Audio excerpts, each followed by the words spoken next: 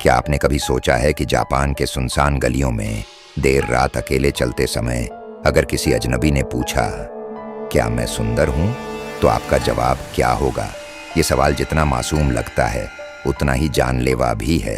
ये कहानी है कुचिसाके ओन्ना की, जापान की सबसे डरावनी आत्माओं में से एक की, जो मासूमियत के नाम पर मौत बांटती है। शैतान की परछाई में आज हम आपको सुनाएंगे उसकी कहानी जो रात के अंधेरों में जीवित हो उठती है। जापान के एक छोटे शहर में 1970 के दशक में एक भयानक घटना घटी जिसने पूरे इलाके को दहला दिया। कहते हैं यह कहानी एक खूबसूरत औरत से शुरू हुई जिसका नाम युको था।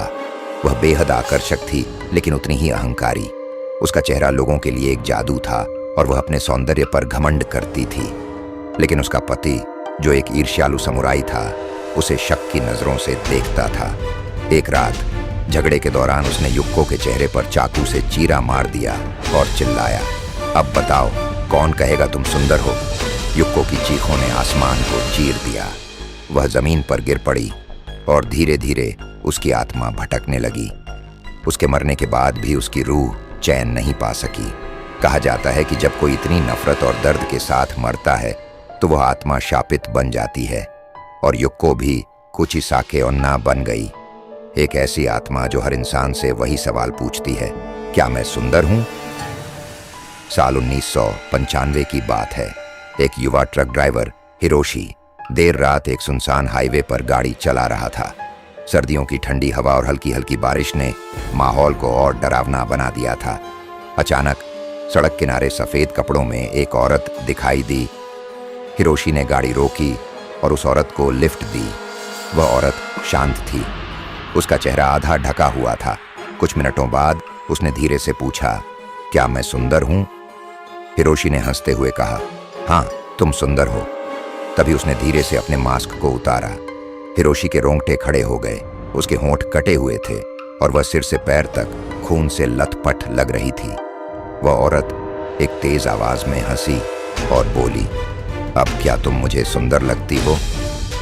हिरोशी की चीख सुनसान सड़क पर गूंज उठी।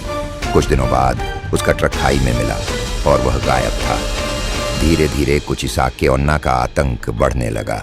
लोग उसके सवाल का सही जवाब खोजने लगे, लेकिन उसके सवाल के दो ही जवाब थे। एक, अगर आप हाँ कहें तो वो आपके चेहरे को अपने जैसा बना देती है। दो, अगर आप नहीं कहें तो वह आपको मौत के घाट उतार देती है। लोग डरने लगे। स्कूलों में बच्चों को चेतावनी दी गई कि रात को अकेले बाहर न जाएं। कुचिसाके ओन्ना का खौफ इतना बढ़ गया कि लोग घर से बाहर निकलने से पहले मुंह पर मास्क पहनने लगे।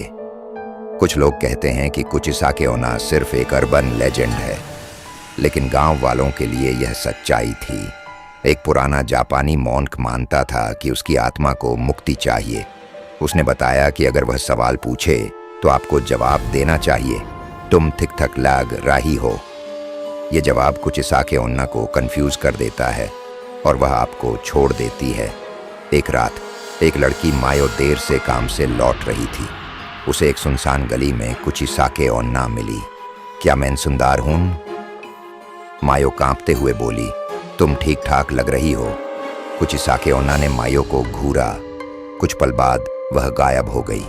मायो ने खुद को बचा लिया, लेकिन उसकी आंखों में वो भयानक चेहरा हमेशा के लिए बस गया।